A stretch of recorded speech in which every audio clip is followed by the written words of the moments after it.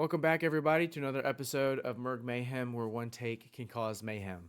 I am. I hope you guys had a good start to y'all's week, and hopefully today can be just as good, or if not better. So, today, I just wanted to let y'all know I wasn't able to upload Monday's episode. I was able to edit. I was trying to edit it last night and try to have it uploaded to this morning, but for some reason when I was trying to edit, I was getting audio from like different sites and stuff for some reason. I don't know how, because I do try to put highlight videos in there to at least explain what I'm talking about and show you who these people are and some highlights for them as well. So I don't know what was going on with that, but I'm probably have to reshoot that episode, or at least um, combine that material with another episode tomorrow, perhaps. I'm not really sure, but I will try and do my best to help figure that out. But today, I say it's going to be a short day. Today, it might actually be, just because NBA is on All Star break. Like I said in the last episode, or at least I tried to. But yeah, NBA is on All Star break, so they're not going to be playing for a few days.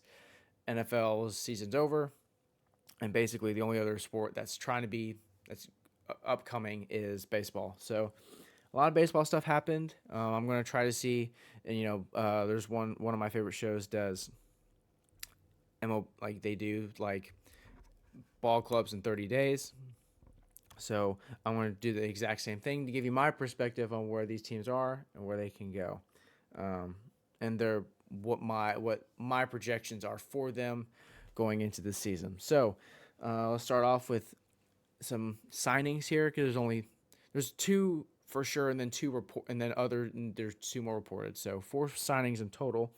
David Peralta went to the Cubs, and what does he bring to the Cubs? He brings veteran leadership because they are a very young team. He's 36 years old, so he's been there before. Past Gold Glover, a former Silver Slugger winner. So he's been in the league a long time, been in the playoffs, was with the Dodgers last year, and as a typical 35-year-old, I mean, he did what I thought he was what I thought he was going to do. Um, he's old. There's really no other way to put it. In his prime, he was one of the better defensive outfielders in the game. He still has a good arm for his age, but as far as the other guys that are in the league now, um, so he's probably gonna be a DH for him, and if he does play the outfield, it's gonna be a corner outfielder, most likely gonna be left field because that's what he played last year with the Dodgers. The other signing that happened was G-Man Choi, mostly famous for his time with Tampa Bay. Went to the World Series with Tampa Bay, when they were against the Dodgers. And, some people, I'm still kind of shocked about that still, because it's, why take Blake Snell out of the game? What the fuck? But yeah, he signed with the Mets to a minor league deal, and as I forgot to say, David Peralta also signed with the Cubs with a minor league deal. So both of them are minor league deals. Could potentially be on the roster opening day, which means that they can potentially make more money as well. So yeah, the G-Man Choi went to the Mets. Most likely going to be the DH if Alonso's playing first, and then they can swap. But yeah, the past few years hasn't really been the best for G-Man Choi. So hopefully he can turn this slump that he's had around for his career. He's a 234 hitter. Last year wasn't very good, but when he was healthy, or at least contributing, he was about a 240, 250 hitter. So basically an average hitter as far as batting average. But as far as OPS goes, he's always been an above average or an average, above average hitter as far as that is concerned. But yeah, he's going to the Mets. Um, the other two, the two reportedly or um, moving towards signing. We're gonna bring up Brandon Woodruff. Apparently, he's thinking about coming back, even though they kind of just let him walk a little bit in free agency. So I guess no one wants him. I don't know why no one would want him. I don't know if it's money reasons, or they just don't have, or they just think that they want to develop their younger talent, and they think their talent could be potentially better than him. Whatever the case may be, he should definitely be on an MLB roster.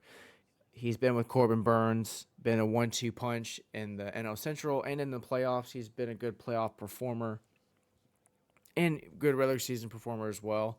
Can run it up to 100. Knuckle curve is disgusting. Sliders pretty nasty. He's got it all. He's supposed to re-sign with the Brewers. If he does, then he's going to be the true ace, and they really need that. The Brewers definitely need an ace because they traded him to Baltimore, and so hopefully he re-signs there to make that division more competitive. Because if not, it's just going to be the Cardinals. I feel like, because if Bellinger doesn't sign with the Cubs, then the Cardinals or the Reds. That rivalry will probably come back, which I hope it does, because back in the early 2010s, that was a good rivalry to watch for about 2 to 3 years or so. The other reported signing is Luke Voit. Luke Voit, I feel bad for him in a way, just because, he started off at St. Louis, didn't have a lot of playing time. He was playing time in the end of 2017. Came up at 26, so he was in the minor leagues for a good bit, for his career. So he comes up, does fairly well. 2017 was the year before everyone was hitting below 250, and everything was cool and that stuff. But his rookie year, he didn't have a terrible rookie year, but he didn't have a really good one either. His In St. Louis, it was a rough start. He only played 8 games, and then he got traded to the Yankees. And with him going to the Yankees, they found his power slot, and for 39 games, he had 333, OPS over 1,000, and hit 300. Had 14 homers, 33 RBIs, 15 walks to 39 strikeouts. So a difference of 14. So that's pretty good, and 44 hits. So in that small time frame, he played fairly well for him. And then that next year, found his, kept going. Finally, was able to hit more homers. Strikeouts, 2019, I guess, was the year when strikeouts started climbing up, because everyone wanted to hit more homers and, achieve that status. So, he didn't have a bad year. He hit 260, OPS over 800, pretty solid. 2019, or 2020 rather, he hit 22 homers in that shortened season. That was the COVID year.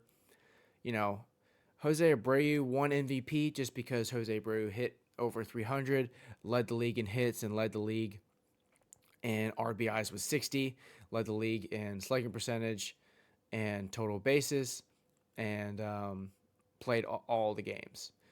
So, they were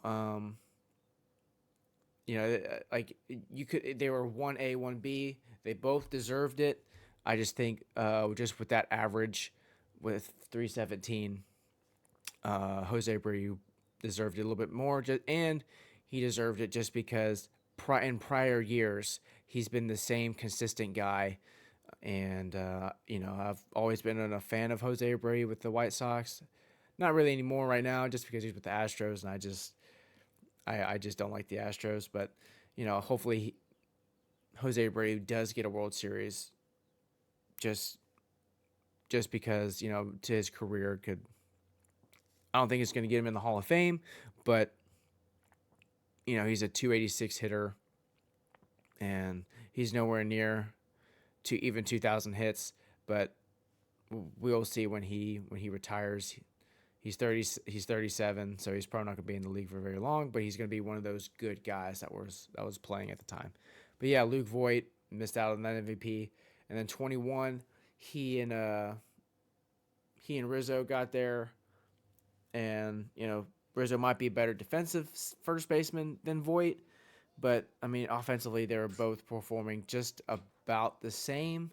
I know Rizzo had some pretty good moments in there, but it was going to be hard for Voigt to get playing time if Stanton was DHing because he couldn't play the outfield. Voigt's too slow to play the outfield, and Rizzo can't play the outfield. So they had to figure out how to juggle that rotation.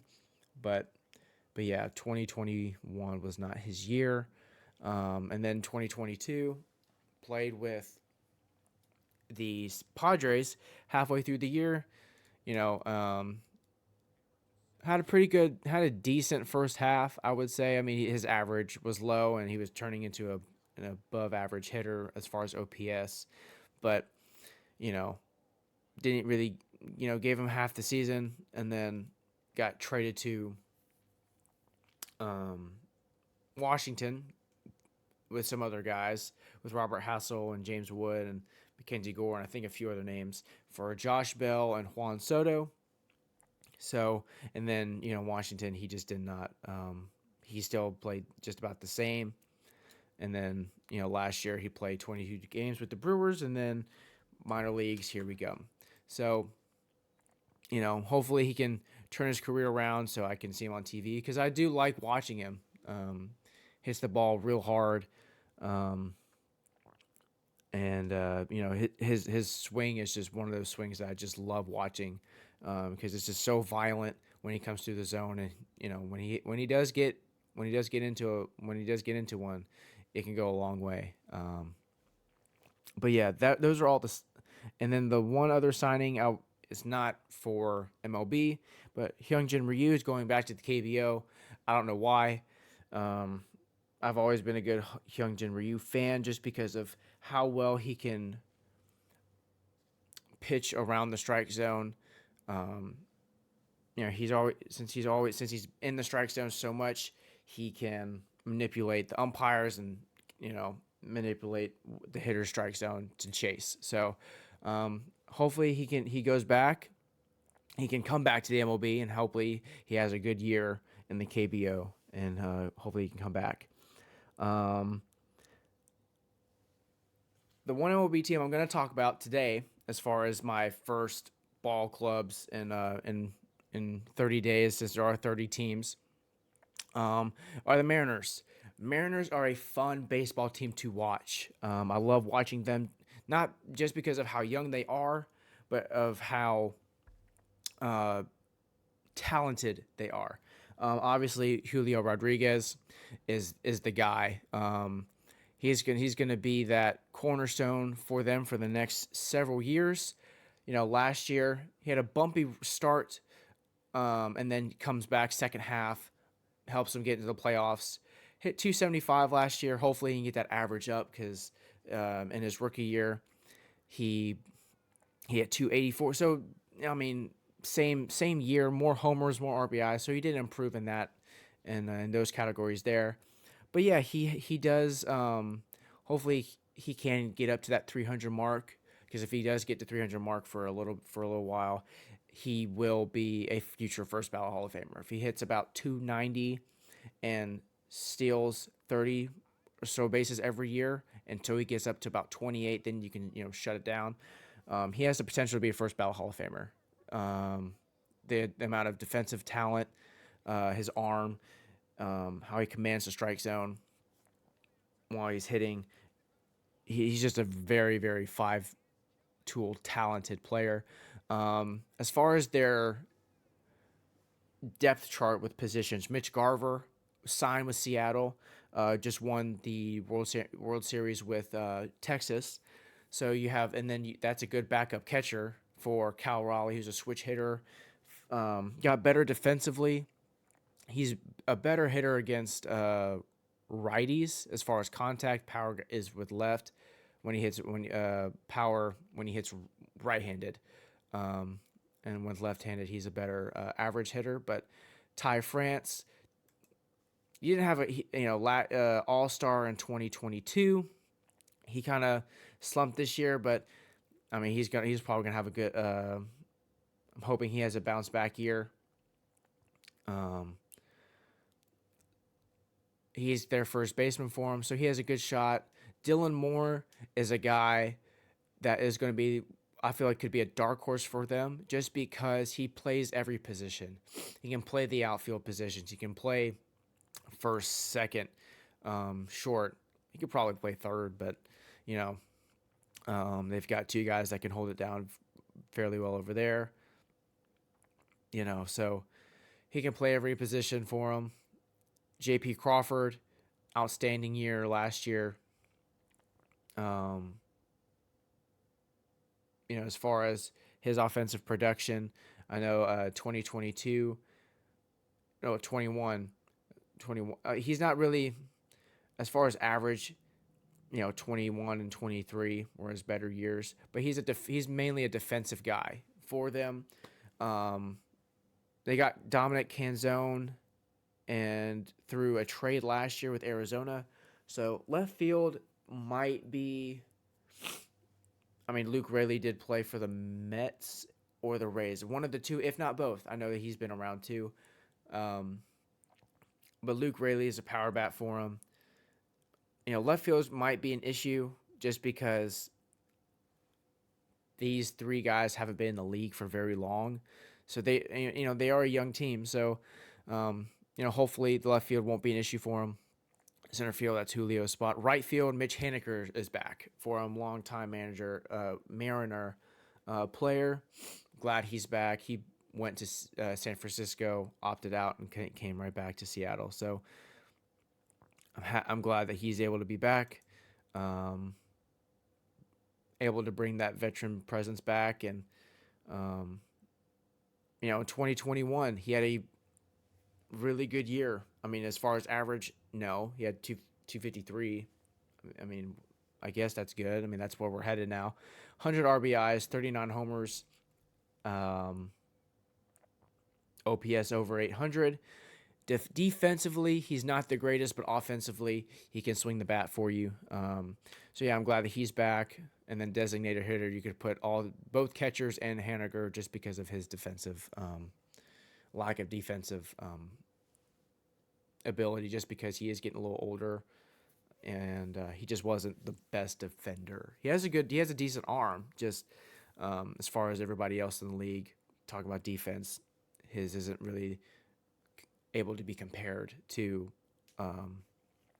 other good outfielders.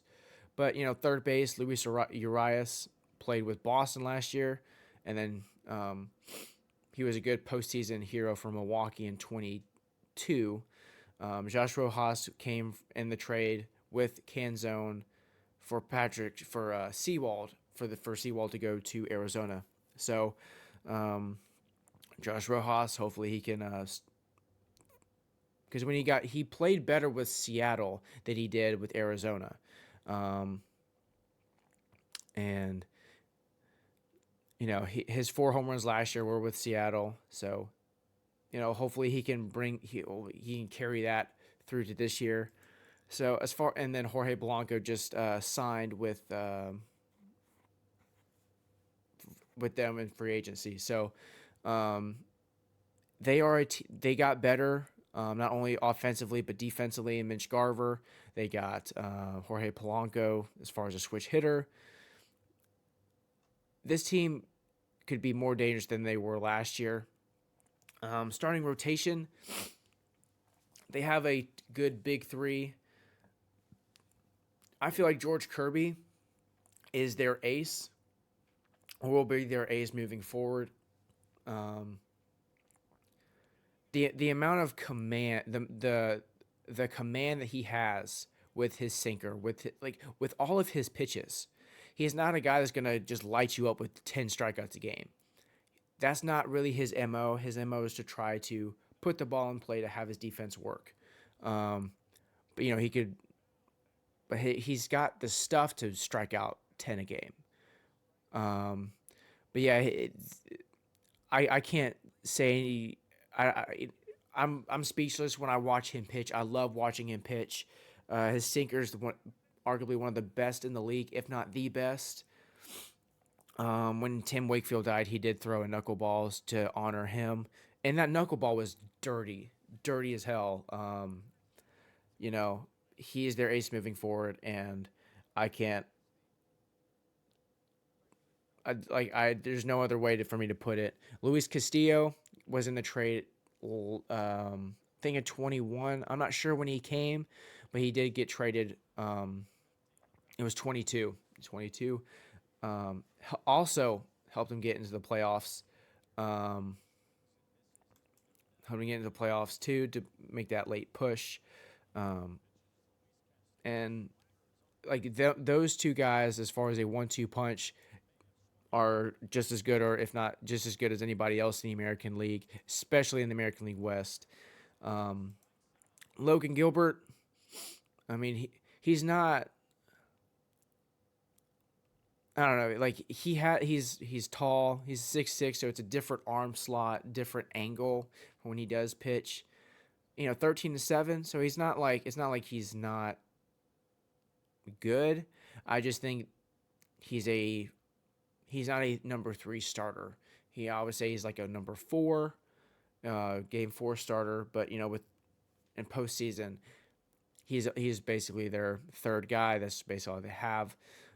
But he's a decent starting pitcher. But the other guys, Bryce Miller, Brian Wu, and Emerson Hancock, those 3 are about 20 to 23 years old. Very young. So Bryce Miller pitched well last year for his first year. Brian Wu, last year also pitched fairly decent. Um, you know, for his first year in the league. So I'm excited for this young team to see where they can go. Where do I think they can go? They can definitely be a playoff team as far as their division is concerned. I think they're a wild card team just because of the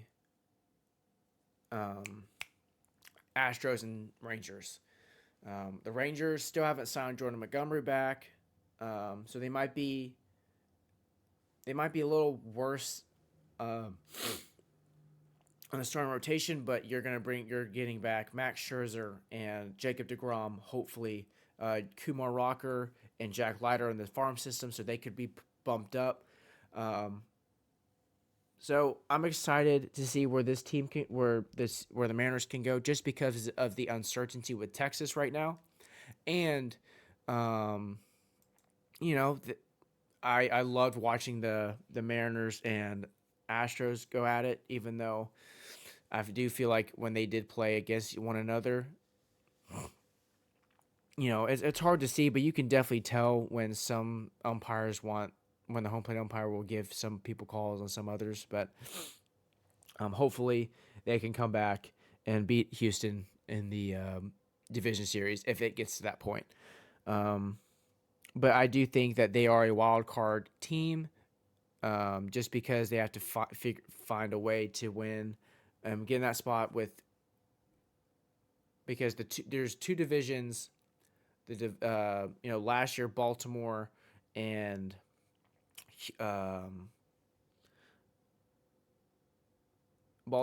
Houston were were secured. So when there's those 2, then the Central Division with the Twins, they had to go in the wild card series. So there's 4 teams in the wild card. The most likely going to be the AL Central, and then 3 other teams. Um, so they have a chance to be in the wild card games, but you also have to figure out where Toronto, where the Yankees, where the Orioles, um, where the Rays. Even the Rays, could have made it last year. So, yeah.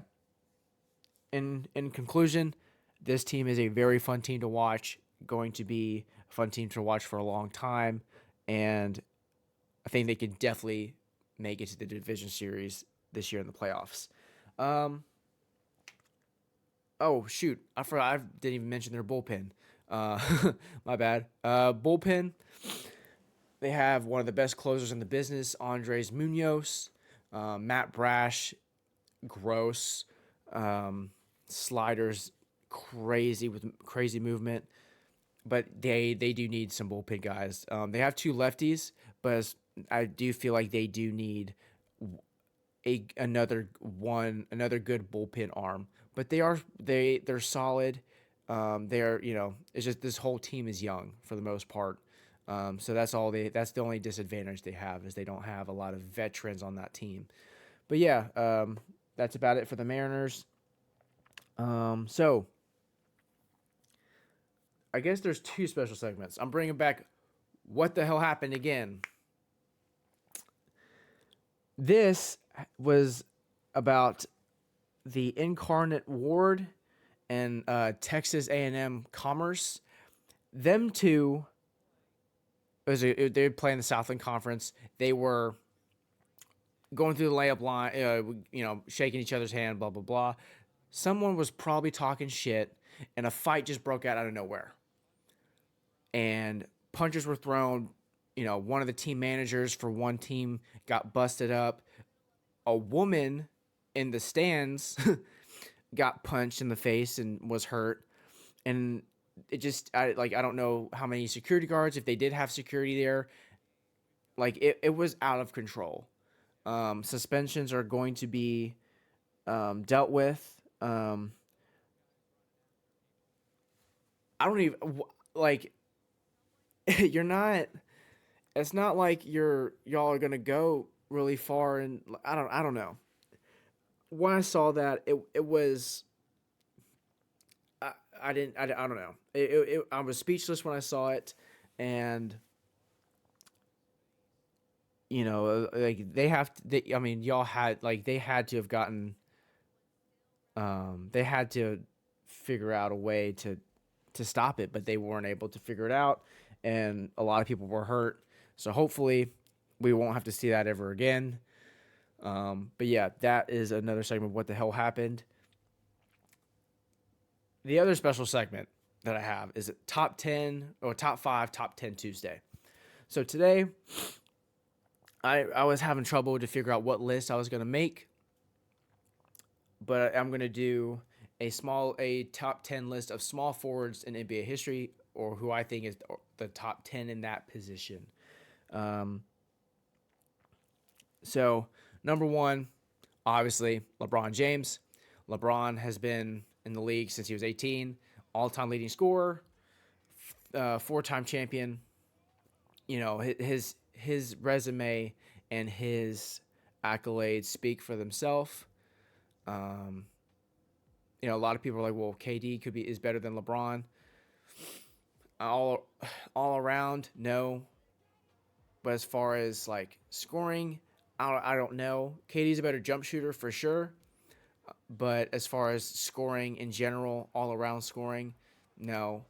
20-time All-Star, four-time champion, like I said, four-time MVP back to back 2 times, 6-time All Defensive, 19-time All NBA, top 75, Rookie of the Year, which should have went, or at least a co-Rookie of the Year with Carmelo Anthony. Should have been a co-Rookie of the Year. I mean, they won an in-season tournament, so his resume now has an in-season tournament MVP on there, I guess. I mean, dumb as shit. And then he's 6-time All-Defensive. So, that's LeBron for you in a nutshell, just with reading off his accolades. It's just insane how long he's been able to play at this level. and still being able to dunk, jump, and be quicker, stronger, and faster than some of these guys that are playing now. Number two, obviously Kevin Durant. Kevin Durant, 14-time All-Star, 10-time All-NBA, 2-time champion with the Warriors, 4-time scoring champ, 2-time Finals MVP with Golden State as well, top 75 MVP with OKC in 2013, 2014. And I mean, one of the best mid-range shooters of all time. Uh, I would say he was the first unicorn at 7 feet, being able to do it, being able to dribble and shoot like a guard, and he's underrated defensively. Um, also rookie of the year, but as far as defensively, very underrated defender in his career. He wasn't on all defensive, but when he needs to play defense, he will shut you down. Um, but yeah, I wish he would stay in OKC personally, but in this league, if the thing is rings, you got to go after a ring, unfortunately. So that's what he did, and hopefully he can bring one to Phoenix with Devin Booker and Bradley Beal this year or in the next few years. Number 3 is going to be a controversial pick, but I have Kawhi Leonard as the third best small forward of all time. As a player, I would say he's better than Larry Bird as a player. All around, as far as playmaking, Larry is a probably better playmaker, but defensively and offensively, Kawhi Leonard is a better player than Larry Bird is. But as far as resume, no. Kawhi is a 6-time All-Star, steal champ, 2-time champion, one with the Spurs when he was young and guarded LeBron, and then he won one with Toronto. 5-time All-NBA, 2-time Defensive Player of the Year, 2-time Finals MVP, top 75, and 7-time All-Defensive. So that is why I have him ahead of Larry Bird. Bird has one more ring than him, but when you're able to shut guys like Kevin Durant, LeBron, James Harden, being able to guard the toughest guy, the best guy on the other side, I mean, that's why I have him number 3. 4, I have Larry Bird. We all know Larry. 12-time All-Star, 3-time champion with the Celtics, 10-time All-NBA, 3-time All-Defensive, 3-time MVP, won it back-to-back. Averaged a double-double for his career. Not a whole lot of people have done that. I think he's the only person to do that in this list. If not for, I feel like he is. Yeah, he's the only one to do that. Only one. Only small forward to have a double-double for his career, a small forward. But, top 75, was a top 50 player. But yeah, Hall of Famer, helped bring back the sport with Magic in the NBA. Rookie of the Year in 79 and 80. And, he was the first guy to start shooting three-pointers. For his career, he was a 38% shooter from behind the arc. So he's always a arguably top 5 shooter just because he was the first guy to start doing that. Number 5, I just have Scottie Pippen there. All around, he's one of the best all-around players that this game has seen. Hall of Famer, 6-time champion with the Bulls, 10-time All-Defensive, steal champ in 94-95, All-Star Game MVP 93-94, top 75, top 50. I have him 5, even though he has more rings than everyone on this list.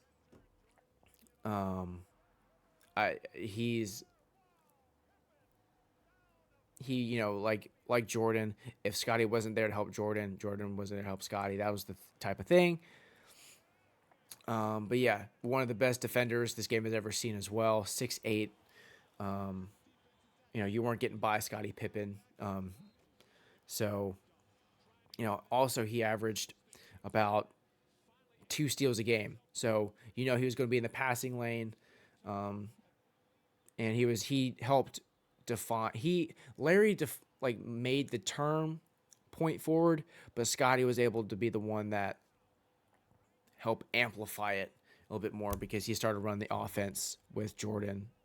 Even though Jordan was the focal point and scored the most, Scottie ran the offense um, for Michael Jordan.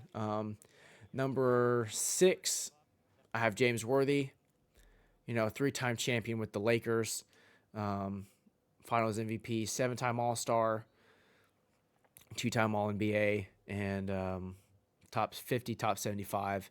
I know they have top 75 in a lot of these, but he was originally a top 50 player. So I'm going to say that for the older guys, for these that are in this list. But yeah, he was a crucial part to the Showtime Lakers. As you can see, 3-time champion. Um, Crazy dunks in his time. Played 82 games twice. Just want to give that out. And, you know, 17.6 per game scorer. He averaged 20 for most of his career, and then his last 2 years kind of made a drop off. So, um, but yeah, he's one of the best small forwards ever.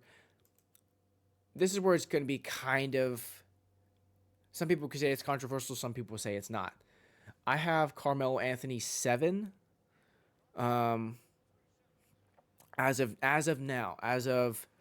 February 20th, 2024, Carmelo Anthony is the 7th best power forward of all time, in my opinion. He's got 25,000 points. Um, one of the best arguably one of the best isolation scorers this game has ever seen. The only thing that he doesn't have is a ring. That is it. He's basically Charles Barkley, but for the small forward position. Um, he was a powerhouse in Denver. 19 years old, 21 points per game, made it to the Western Conference Finals. That impact was crazy. It was insane for a rookie to come in like LeBron and just boom, I'm picking back. You're gonna be on my back. We're going to the Western Conference Finals. Um, from the span of 2000, from the 09 to 2010 season to 2016-2017, he made All-Star every single year. Won the scoring title in 2012-2013. He was an offensive juggernaut. 10-time All-Star, 6-time All-NBA, top 75. I don't really know what else you can say other than certified bucket getter. Mid-range was his game, and was able to shoot about 36% from 3. So 81% free throw shooter. But yeah, one of the best scorers to ever touch the basketball. 8, I have Paul Pierce. And you're like, well, Paul Pierce has a ring and Carmelo Anthony doesn't. I put him under Melo just because they're basically the same guy. Not as scoring, but basically they weren't really good defenders. They could just score the basketball pretty well. I put him underneath Melo just because his points per game average was lower, the total points was lower, and Carmelo Anthony has 2 more All-NBAs than Paul Pierce. I know that Paul Pierce has a ring and Melo doesn't, but Paul Pierce was also on the team with Rajon Rondo, Kevin Garnett, Ray Allen, and Tony Allen, which Tony Allen is an underrated player on that team. I think they had Kendrick Perkins, and I don't know if Glenn Davis was on that team, but that team was stacked. I mean, so were the Lakers. But yeah, I just have him there because throughout his career, when he went after Last year in Boston, his numbers was going down just because he was 36 years old. Um, when Melo was 36, his numbers fell off. That's just because I feel like they didn't give him a good shot, a good chance in the NBA um, when he was on his way out. But that's just me. But yeah, Paul Pierce number 8. Paul George, I have him at 9. I have him at 9 just because as of today, he is 33. So he has the potential to be better and get more stats and accrue more to his resume. Um, all he needs is a ring, and then he's a certified first ballot Hall of Famer, two-way wing, 4-time All Defensive, 6-time All NBA, Steel champ in 18 and 19, 2012, 2013 Most Improved, and 9-time All Star. Average 20.7 per game. 3-point percentage. This year he's shooting at 39. That's not his career best. His career best is 41%.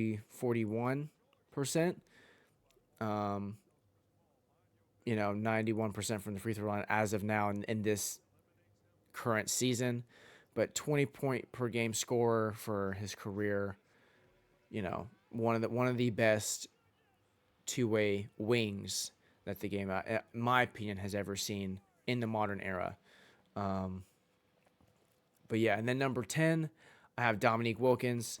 Dominique Wilkins, 25 per game scorer, Hall of Famer, 85-86 scoring champ, 7-time All-NBA, 9-time All-Star, top 50, top 75.